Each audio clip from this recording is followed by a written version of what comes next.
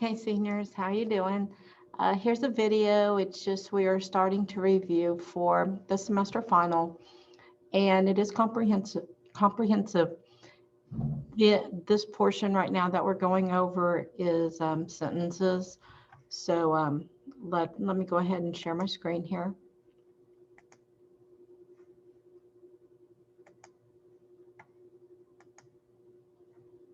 Whoops, I clicked on the wrong one. Sorry about that.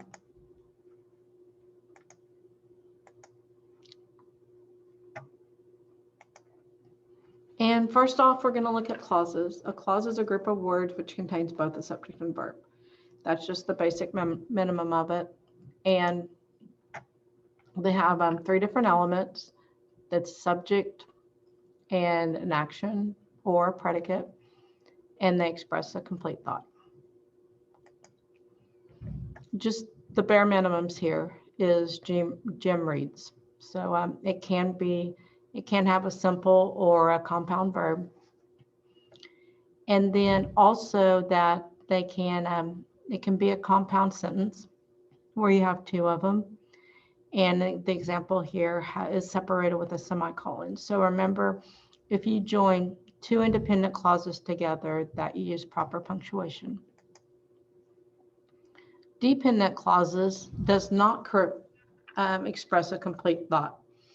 And the reason why is because it'll either have a marker word such as before, after, or because, or it may be like have a conjunction with it that, you know, makes it awkward and you're wondering what's missing. Dependent clauses, they must be joined with another clause. And if you just turned in because I forgot my homework, that because of the word because here, that this is the issue. If you just said I forgot my homework, complete sentence.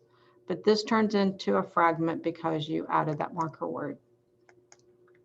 When you join clauses together, you want to add these words, you know, in, and, you know, because, before, after, or a coordinating conjunction. Once again, whenever you do this, make sure that you use proper punctuation. Remember, you did the assignment where you had 2 or 3 sentences and then you had to join them together. That's exactly what you're doing. And you want to do that in your papers. You know, that's the point of it. That's what takes your writing to the next level, is whenever you have a variety of sentences. You know, you have, and we're getting ready to look at, you know, compound, complex, compound, complex sentences. There are, here's 5 different examples of phrases. The noun phrase here is a cool, wet afternoon, you know, just adjectives with the noun. And then a verb phrase, might have been waiting. And then you have the gerund phrase, eating, and it goes all the way to day. And remember, with a gerund, it looks like a verb, but it's functioning as a noun. In this case, it's functioning as a subject. Here, the infinitive is where you have a verb to, you have the word to plus a verb. And so to build is your infinitive. Your whole phrase is to build the roof. And then a prepositional phrase, it's set off at the beginning with a comma, in our kitchen or in the kitchen. Parallel structure will not be on there, and we'll go over that more later. It scared me, sorry. And then dangling and misplaced modifiers will also be on the next semester test, not this one. So the 4 types of sentences: simple, just really basic, subject, verb, once again, this case has a direct object. And then compound is 2 independent clauses together with proper punctuation, here, comma, and coordinating conjunction. Then complex is 1 independent clauses with 1 or more dependent clauses.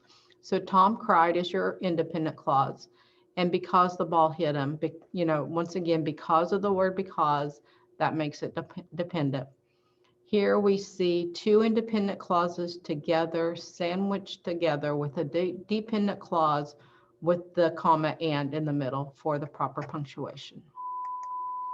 Simple sentences, you know, independent clause. You know, it may have a prepositional phrase at the end. It may have a predicate adjective.